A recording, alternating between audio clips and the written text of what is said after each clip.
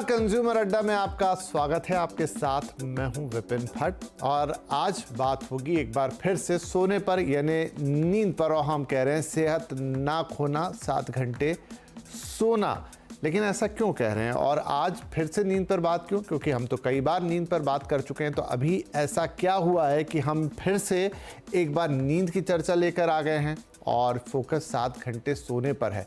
तो चलिए आपको बताते हैं कि क्यों आज ये बातचीत हो रही है। और फिर नींद तो एक ऐसा विषय है जितनी बार उसकी बात करें उतना कम, क्योंकि इन दिनों जो सबसे बड़ा स्ट्रगल है, जो सबसे बड़ी समस्या है, वो नींद को लेकर हो चली है पूरे देश में, पूरी दुनिया में। और अगर समय रहते हम इस पर सचेत नहीं हुए तो नुकसान सबसे ज़्यादा हमारा ही है। तो चलिए नुकसान से बचाने की थोड़ी कोशिश करते हैं। कारण यह है इस समय नींद से बात करने का कि प्रधानमंत्री मोदी ने मन की बात जो उनका कार्यक्रम होता है उसमें चर्चा के दौरान 7 घंटे सोने की सलाह दी है। यहाँ पर इम्पॉर्टेंट ये पॉइंट इसलिए है क्योंकि अक्सर हम पढ़ते हैं या कई बार बातों में आता है कि प्रधानमंत्री खुद 3-4 घंटे ही सोते हैं और इतना कम सो के भी वो दिन भर तरोताज़ा रहते हैं। तो चलिए उनका कुछ अपना एक सिस्टम होगा, लेकिन वो खुद कह रहे हैं कि आपको 3 घंटे नहीं बल्कि 6 से 7 घंटे की नींद लेनी है। इससे पहले एक और पॉइंटर चला गया जब मैं आपकी तरफ देख रहा था, फिर से लेकर आते हैं, उसको बताते हैं कि वो और क्या कह रहे हैं। तो उन्होंने जो उनका कार्यक्रम है मन की बात, उसमें ये बात कही जहां वो कुछ स्पोर्ट्स पर्सनालिटीज से बातचीत कर रहे थे और ये नसीहत उन्होंने नींद को लेकर दी है। इसके अलावा नींद में और क्या ज़रूरी है, तो सिर्फ घंटे नहीं, नींद की क्वालिटी भी ज़रूरी है। ये एक अगला पॉइंट है कि आप चलिए कह दें कि भाई सो लिए 7 घंटे, लेकिन क्या वो 7 घंटे जिस तरीके से आप सोए हैं वो काफ़ी हैं, वो क्वालिटी की नींद थी?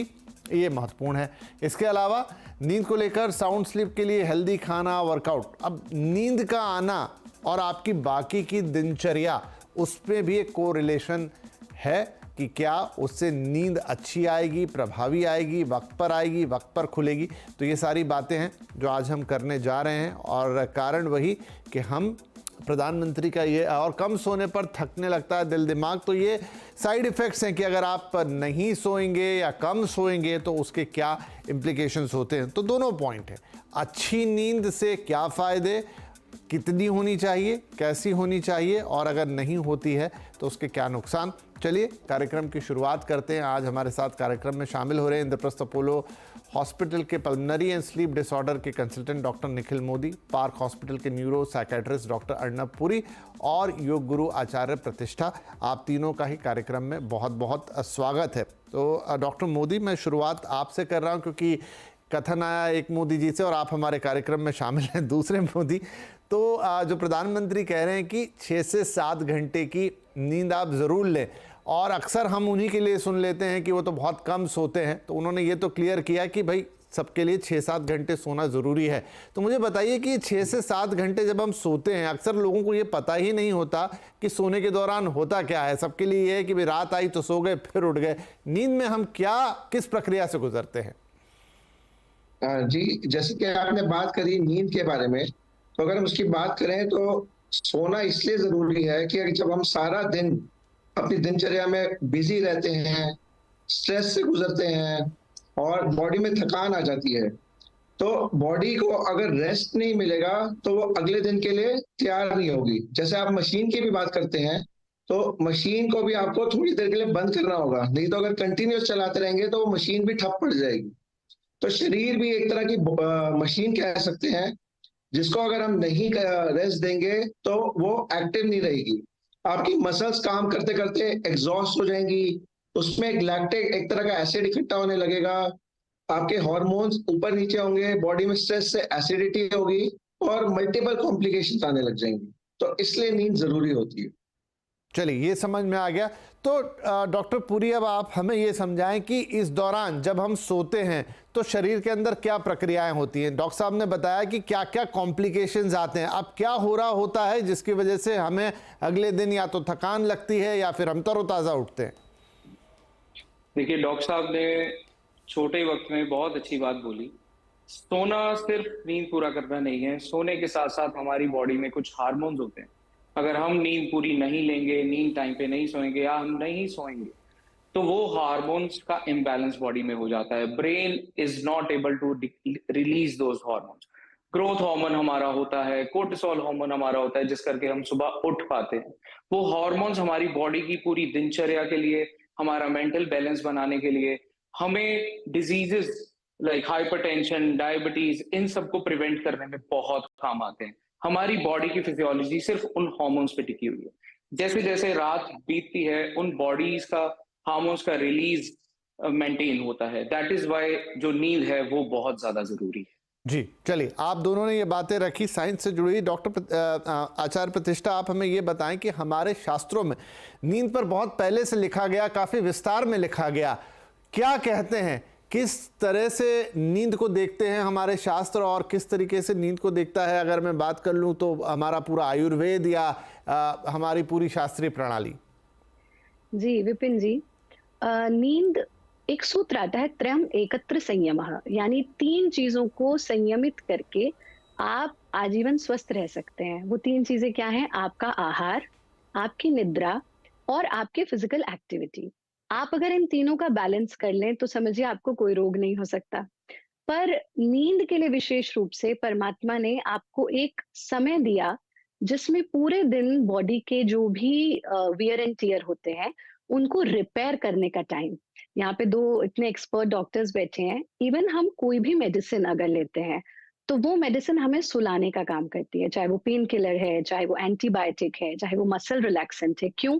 क्योंकि विज्ञान भी ये जानता है कि शरीर सो करके एक सेल्फ हीलिंग की प्रक्रिया से गुजरता है।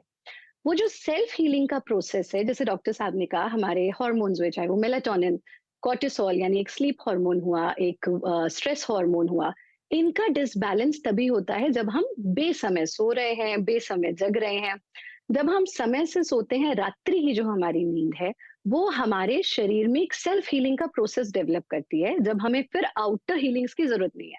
बट वो नींद हो कैसी? अगर हम सपने देख रहे हैं, अगर हमारी नींद छोटी छोटी आवाजों पर उठ जा रही है, हम तन से तो सो गए, मन काम कर रहा है, तो वो नींद फिर quality of sleep is disturbed. तो क्वांटिटी ऑफ स्लीप से भी अधिक महत्वपूर्ण है क्वालिटी ऑफ स्लीप, जिसके लिए फिर हम योग में कुछ ऐसी प्रक्रियाएं, चाहे वो योग निद्रा है, द योगिक स्लीप, या फिर कुछ ऐसी प्राणायाम की प्रैक्टिसेस करते हैं जिससे हम नेचुरली एक साउंड स्लीप को प्राप्त कर सकते हैं। तो स्लीप की क्वालिटी बड़ी इंपॉर्टेंट है, उसके लिए क्या उपाय हो सकते हैं, उसके लिए हम एक बार फिर आचार्य श्री के पास लौटेंगे। लेकिन उससे पहले डॉक्टर मोदी, एक सवाल और मन में है। पहले हम इतनी बातें नहीं करते थे स्लीप को लेकर, या इतनी प्रॉब्लम नहीं थी। हाँ, जान रहे हैं कि आज हमारी दिनचर्या बदल गई है, उसमें बहुत सारा इलेक्ट्रॉनिक्स घुस गया है, फ़ोन घुस गया है, टीवी है, इंटरनेट है, लेकिन बावजूद उसके ऐसा क्या हो रहा है कि सारा स्लीप साइकिल डिस्टर्ब हो गया है? क्या सिर्फ इसलिए कि लोग रात में थोड़ी देर फ़ोन देखते हैं या ज़्यादा देर फ़ोन देखते हैं, ये एकमात्र रीज़न है? अगर ये हटा देंगे तो सब ठीक हो जाएगा,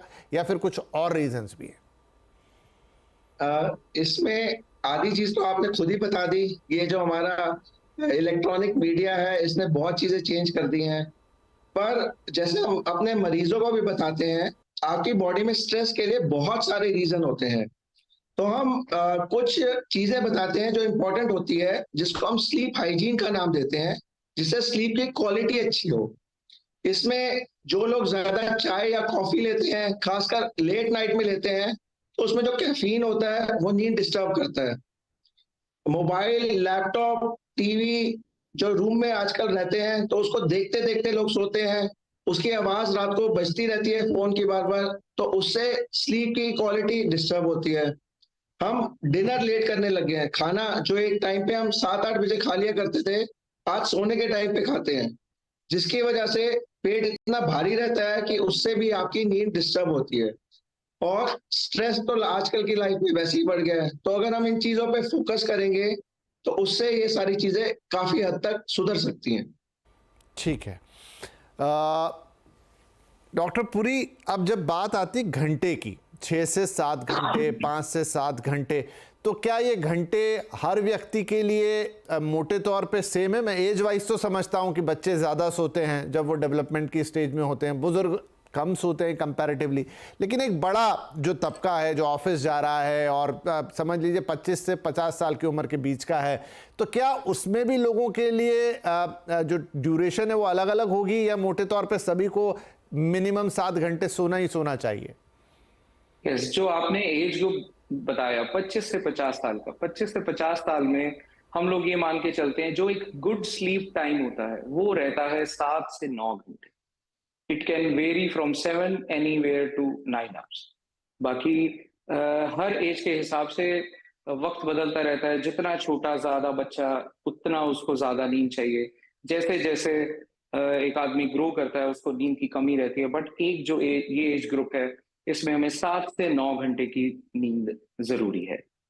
ठीक है आचार्य जी, जब मैं प्रधानमंत्री का ये बात निकली तो मैं कुछ और भी वीडियो सर्च करने गया तो मुझे उनका काफ़ी पुराना वीडियो देखने को मिला और उसमें वो बता रहे हैं कि जब वो बिस्तर पे पहुंचते हैं तो 30 सेकंड से ज़्यादा नहीं लगता उनको सो जाने में।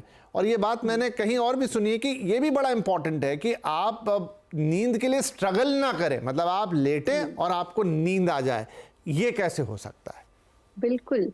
और विपिन जी, सिर्फ प्रधानमंत्री जी नहीं, उनको तो हम कहते हैं कि वो तो योगी प्रधानमंत्री है ही, क्योंकि उनका नाम ही है नरेंद्र। विवेकानंद जी भी नरेंद्र थे और ये भी नरेंद्र है, तो योग तो उनके भीतर है। लेकिन जितने भी योग से जुड़े हुए लोग हैं जो सही मायने में साधना करते हैं, कुछ सेकंड्स में ही आप बिस्तर पर जाते हैं और सो जाते हैं। यहाँ ये बहुत महत्वपूर्ण है कि आपकी दिनचर्या कैसी है, आप शरीर से कितना खाली है और मन से कितना खाली है ना। अगर हमारा जो स्लीप टाइमिंग भी है वो भी वेरी करता है एज के साथ साथ इस बात पर कि आप पूरे दिन में कितने व्यस्त रहते हैं। व्यस्त रहेंगे तो मस्त रहेंगे, मस्त रहेंगे तो स्वस्थ रहेंगे, और स्वस्थ रहेंगे तो किसी परेशानी से नहीं त्रस्त रहेंगे। तो इसलिए जरूरी है कि हम कितने ऑक्यूपाइड हैं, फिजिकली भी मेंटली भी। ये एक बहुत बड़ा रीजन होता है कि हम तुरंत बिस्तर में जाकर के सो जाएं। दूसरी चीज, प्रधानमंत्री जी ने कुछ समय पहले एक ट्वीट भी किया था जिसमें उन्होंने योग निद्रा के विषय में बताया था।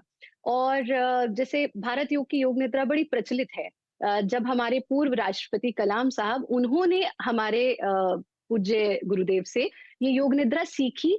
क्यों? क्योंकि उनके पास समय नहीं था इतना कि वो इतने घंटे सो सके अपनी आयु के अनुसार।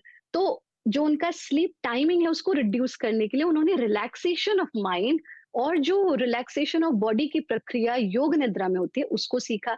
लेकिन यहाँ प्रधानमंत्री जी ने एक बात और क्लियर करी है कि ये जो टेक्निक्स हैं ये योग से जुड़े हुए या एडवांस प्रैक्टिशनर्स के लिए तो जरूरी है, बट आम आदमी, उन जैसे लोगों को देख करके ये प्रेरित हो जाए कि नहीं नहीं मैं भी 3 घंटे सोऊं या मैं भी 4 घंटे सोऊं, वो उचित नहीं है। तो इस तरह के सेल्फ एक्सपेरिमेंट्स हमको नहीं करने चाहिए।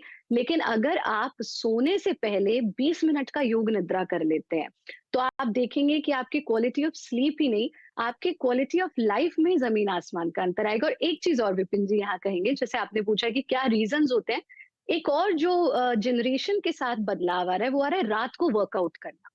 ये बिल्कुल भी उचित नहीं है। रात को जब हम वर्कआउट करते हैं तो ऑक्सीजन की मात्रा पर्यावरण में कम होती है, कार्बन डाइऑक्साइड ज्यादा होती है, आपका बॉडी इतना हीटअप हो जाता है कि ये जो बच्चे, अभी यंग बच्चे जो रात को वर्कआउट करने लगे हैं, वो भी एक बहुत बड़ा कारण है कि उनको रात को फिर नींद नहीं आती और उनका पूरा का पूरा साइकिल जो है वो बिगड़ता है। तो अभ्यास के लिए है, सायकाल विश्राम के लिए। बिल्कुल बिल्कुल, ये बात मैंने पहले भी सुनी। मतलब आप जो कह रही हैं बहुत सही है कि मैं कई लोगों को देखता हूं कि आजकल उनको रहता है कि वो सुबह नहीं कर पा रहे हैं तो रात को वर्कआउट करें, पर टेक्निकली ये चीज़ गलत हो जाती है और फिर उसका नींद पर भी एक इम्पैक्ट है जो अभी आप बता रहे हैं। डॉक्टर मोदी, अब आपने जिन फैक्टर्स का जिक्र किया, हमारे खाने का टाइम खिसक गया, हमारी स्ट्रेस लेवल बढ़े हुए हैं क्योंकि बहुत ही कॉम्पिटिटिव टाइम पर हम सब लोग हैं इस समय, सबको नौकरी और तमाम चीज़ें, बच्चों में पढ़ाई का स्ट्रेस है, तो अब ये तो लाइफस्टाइल ही ऐसी हो गई है, तो क्या उसी पे रिवर्क करना है, उसके अलावा कोई चारा नहीं, या फिर हम मेडिकल साइंस की तरफ भी देख सकते हैं कि भाई कोई उसका दूसरा उपाय हो? देखिए, अगर हम लाइफस्टाइल को ही अपना ठीक करने की कोशिश करें तो उससे ज्यादा अच्छी बात कोई नहीं होगी। क्योंकि अगर हम मेडिकल साइंस पे चले जाते हैं तो फिर हम दवाइयों की बात करते हैं, और दवाइयां हम भी किसी लेवल पे रिकमेंड नहीं करते हैं। जितना हम दवाइयों से बच सकें उतना ज्यादा अच्छा है। और इसलिए काउंसलिंग, कई बार डिस्ट्रेस करना, थोड़ा योगा, मेडिटेशन में जाना, तो ये सारी चीजें एडिशनल टू इन फैक्टर्स को कंट्रोल करना, थोड़ा बहुत लाइफस्टाइल में डिसिप्लिन लाने की जरूरत है और आप इन चीजों से छुटकारा पा सकते हैं। मैंने इसीलिए पूछा कि तमाम दर्शकों के मन से ये चीज़ हट जाए कि एक दिन कुछ होगा तो हम डॉक्टर्स के पास, देखिए फाइनली वो भी आपको अपनी लाइफस्टाइल ही चेंज करने के लिए बोलेंगे, तो फिर आपको आना, इसीलिए सवाल मैंने पूछा। मैं ब्रेक लूँ उससे पहले डॉक्टर पुरी एक छोटा सा सवाल कि जो हम बात कर रहे हैं कि थोड़ी सी एक्सरसाइज और अन्य चीज़ें या ध्यान योग, मैं आचार्य जी से आगे डिटेल में योग निद्रा की बात करूंगा, लेकिन फिर अगेन मैं जिक्र करूंगा प्रधानमंत्री जी का। उन्होंने कहा कि कई बार उन्होंने, ये शायद 10-12 साल पुराना वीडियो था जिसका मैं जिक्र कर रहा हूं, कि कई बार मुझे अगर कमी होती है थोड़ी नींद की या डिस्टर्ब हो जाते तो मैं डीप ब्रीदिंग कर लेता हूं, उससे वापस एक फ्रेशनेस आती है। ये कितनी इफेक्टिव है टेक्निक? देखिए, deep breathing for sleep cycle it is very important and very good. जो लोग ज्यादातर स्लीप साइकिल डिस्टरबेंस या नींद की शिकायतों से गुजर रहे होते हैं, तो उनमें डीप ब्रीदिंग ने बहुत अच्छा रिजल्ट दिखाया। डीप ब्रीदिंग, एक और चीज बोली जाती है, जैसे अभी आचार्य जी ने बोला कि सोने से पहले वर्कआउट नहीं करना है, ऐसे ही ये जो डीप ब्रीदिंग टेक्निक्स हैं, हमें एक्सेसिव वर्कआउट सोने से पहले नहीं करना। If you follow deep breathing during the day, अगर आपको डीप ब्रीदिंग टेक्निक्स आती हैं, हम लोग न्यूरो साइंस में ये लोग हम बोलते हैं कि स्लीप हाइजीन के साथ साथ अगर आपको 20 मिनट तक आपको बेड पे आप करवटें ले रहे हैं, आपको नींद नहीं आ रही, तो आपको अगले 20 मिनट तक आपको कुछ ना कुछ उठ के कुछ रिलैक्सिंग टेक्निक्स करनी होती हैं, और उसमें डीप ब्रीदिंग एक सबसे इंपॉर्टेंट रोल निभाती है। और डीप ब्रीदिंग के बाद ये पाया गया है कि 65% केसेस में they get relief. So deep breathing makes a very important role. तो एक डीप ब्रीदिंग है, उसके आपको डिटेल में तो बहुत सारी चीज़ें मिल जाती हैं इंटरनेट पे, तो वो ज़रूर देखी जा सकती है, लेकिन एक अहम पॉइंट है कि अगर कुछ आपके दिनचर्या में आगे पीछे होता है तो नींद के पॉइंट ऑफ व्यू से डीप ब्रीदिंग इंपॉर्टेंट है। यहाँ एक छोटा सा ब्रेक लेते हैं, ब्रेक के बाद योग निद्रा जिसकी आचार्य श्री चर्चा कर रही हैं, उसे पूर्व राष्ट्रपति ने भी अपनाया, कैसे वो काम करती है और कितना उससे आपको फायदा हो सकता है, क्या प्रैक्टिस करनी पड़ेगी, उस पर चर्चा करेंगे। छोटा सा ब्रेक ले रहे हैं। बैक, आज हम बात कर रहे हैं आपकी नींद की, सोने की, 7 घंटे सोना, सेहत ना खोना, और बात निकली है प्रधानमंत्री के मन की बात से, जहां पर उन्होंने 3 अलग अलग स्पोर्ट्स पर्सनालिटीज के साथ बात करते हुए नींद पर, नींद के घंटों पर, नींद की क्वालिटी पर एक बढ़िया बात कही, गहरी चर्चा की, और उसी को लेकर आज हम भी यहाँ पर बातचीत कर रहे हैं कि नींद कितनी इंपॉर्टेंट है और उसके अलग अलग पहलू क्या है। तो आचार्य प्रतिष्ठा, आप अब हमें ये बताएं कि जिस योग निद्रा की आप बात कर रहे हैं, क्या कोई जो लोग रेगुलर योग करते हैं और उनको हर तरह का योग आता है वही उसे प्रैक्टिस कर सकते हैं, या कोई आम व्यक्ति भी जिसने पहले आगे ऐसा कुछ नहीं किया वो भी योग निद्रा को प्रैक्टिस कर अपनी नींद बेहतर कर सकता है? एब्सोल्युटली विपिन जी, हर व्यक्ति योग निद्रा का अभ्यास कर सकता है। जनरली योग निद्रा एक गाइडेड प्रैक्टिस होती है जिसमें you need someone to guide you, और फिर आप धीरे धीरे उस अवस्था में जाते हैं। खुद से भी अभ्यास कर सकते हैं हम। उसमें क्या होता है, पंजे से लेकर के टॉप ऑफ द हेड तक आप अपने शरीर के एक एक अंग को कॉन्शियसली रिलैक्स करते हैं। बहुत शोध इस पर हो चुके हैं। आपका हार्ट रेट लो हो जाता है, आपकी ब्रेन की एक्टिविटी बहुत 0 के बराबर हो जाती है। और हमारी बड़ी प्रसिद्ध योग निद्रा भारत योगा यूट्यूब चैनल पर है, मिलियंस ऑफ लोगों ने उससे लाभ लिया है। बट इसके साथ साथ एक बहुत छोटा सा, क्योंकि अब हम आए हैं तो कुछ तो ऐसा प्रैक्टिकल दे करके जाए जो हर व्यक्ति उसका लाभ ले सके। एक बहुत छोटा सा अभ्यास जिसको हम भारत योग का ग्रेटफुलनेस मेडिटेशन कहते हैं, 2 मिनट का अभ्यास है, और अगर सोने से पहले प्रत्येक व्यक्ति इसे कर ले तो जो प्रधानमंत्री जी ने दोनों बातें कही ना, डीप ब्रीदिंग भी और 30 सेकेंड्स में कैसे नींद आ जाती है। हम अक्सर अब कंप्लेनिंग मोड में रहने लगे हैं। वही रीजन है हमारे मानसिक बीमारियों का, और फिर जब मन बीमार होता है तो शरीर भी बीमार होने लगता है। तो सिर्फ 2 मिनट का काम, प्रत्येक व्यक्ति सोने के पहले एक बार बैठे, जरा सा इंट्रोस्पेक्ट करना, और 3 बार डीप ब्रीदिंग यानी लंबा गहरा सांस लेंगे,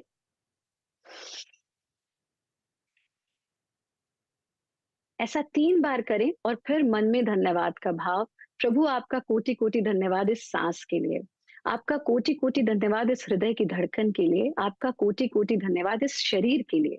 और ये सोचना है कि आज न जाने कितने लोगों के पास ये सांस नहीं रही, ये शरीर नहीं रहा, मेरे पास है, तो मैं उसके लिए धन्यवाद का भाव रखकर तसल्ली से निश्चिंत होकर के सोने जाता हूँ। और ये अगर आपने सोने से पहले किया तो कोई ऐसी चीज नहीं है जो आपकी नींद की क्वालिटी को खराब कर सके। You will definitely have a sound sleep. चलिए, बहुत ही सुंदर। और अगर ये प्रैक्टिस आप करें तो इसमें फ़ायदा ही फ़ायदा, नुकसान कुछ नहीं। और योग निद्रा के लिए, और जैसा उन्होंने कहा कि आप जाएं इंटरनेट पर, उसमें बहुत सारी चीज़ें, गाइडेड मेडिटेशन उनकी तरफ से है, तो वो भी सबको प्रैक्टिस करके देखना चाहिए। डॉक्टर मोदी, खान पान से रिलेटेड कुछ चीज़ें जो आप बताते हों जब लोग आपके पास आते हैं शिकायत लेकर? देखिए, इसमें सबसे ज्यादा इम्पोर्टेंट जो चीज होती है, जंक फूड अवॉइड करना है। और खासकर रात को हैवी खाना, फ्राइड खाना, जो एकदम से पेट एसिडिटी, गैस बढ़ा सकता है, ब्लोटिंग कर सकता है, जिससे नींद खराब होती है, वो अवॉइड करना है। शाम के टाइम पे खाना आपको लाइट होना चाहिए। आपकी सुबह की मील सबसे हैवी होनी चाहिए, शाम तक आते आते मील लाइट होनी चाहिए। कई लोगों को चाय और कॉफी की बहुत आदत होती है, जिसके लिए हम कहते हैं कि आप चाय कॉफी पिए तो दिन में 2 से ज्यादा मत पीजिए। शाम को 6 बजे के बाद आप बिल्कुल भी चाय कॉफी मत पीजिए। और इसके अलावा मसाले, इंडियन फूड स्पाइसी बहुत होते हैं, तो मसाले कम खाइए, खासकर रात के खाने में। तो ये सिंपल स्टेप्स हैं। जितना आप साथ में हरी सब्जियां, फल फ्रूट खाएंगे जिसमें एंटीऑक्सीडेंट्स होते हैं, वो बॉडी को डी स्ट्रेस करेंगे, जिससे आपकी नींद बेटर हो जाएगी। तो ये सिंपल चीजें आपको फॉलो करनी चाहिए। डॉक्टर, पूरी क्विकली 30 सेकेंड्स में आपको टिप देना चाहेंगे for better sleep? Sleep hygiene, जिसके बारे में अभी हम बात कर रहे हैं, that is the most important thing. Fried foods नहीं खाने, वर्कआउट शाम को नहीं करना, शाम के बाद हमें चाय कॉफी नहीं पीनी, राइट? कुछ एक्सेसिव रिगरस वर्कआउट नहीं करने, जंक मील्स नहीं खानी। This is the most important factor. अगर मुझे ये लगता है, एक स्पेनिश स्टडी हुई थी जिसमें 2800 लोगों पे वो स्टडी की गई थी। उसमें पाया गया कि 100% में से अगर हम लोग स्लीप शेड्यूल फॉलो करते हैं तो 75% में फर्क आता है सिर्फ स्लीप हाइजीन फॉलो करके। This is the most important thing and the most start point. जी, तो सीधा सीधा ये हमारी वेलबींग, हमारे स्वास्थ्य और इनफैक्ट हमारी तरक्की, मतलब जो भी आप जीवन में कर रहे हैं उसमें कितना अच्छा करेंगे। आप स्टूडेंट हैं, आप नौकरी पेशा हैं, आप कोई बिजनेस कर रहे हैं, जो भी आप काम कर रहे हैं वो डायरेक्टली कोरिलेटेड है आपकी नींद से। और अब तो ये है कि प्रधानमंत्री जी भी इसके बारे में बात कर रहे हैं, तो आपको तय करना है कि आपको कितना सोना है। एक अच्छी नींद आपको अगले दिन के लिए तैयार करती है, तो पिछली रात निर्भर तय करेगी कि आपका अगला दिन कैसे बीतने वाला है। अब वो दिन आप कैसे अच्छा बनाएंगे, अच्छी नींद कैसे लेंगे, हमारे एक्सपर्ट्स ने, आचार्यश्री ने आपको बता दिया है। थोड़ा सा एफर्ट डालिए और आपके जीवन में एक बहुत बड़ा परिवर्तन आएगा, क्योंकि आप अगर अच्छा सोएंगे तो फिर आपको सब कुछ पॉजिटिव और अच्छा ही लगेगा। बहुत शुक्रिया आप तीनों ही मेहमानों का, आपने इतनी अच्छी और इतनी बढ़िया बातें नींद को लेकर बताई। आई होप दर्शकों को इससे काफ़ी लाभ होगा। नमस्कार।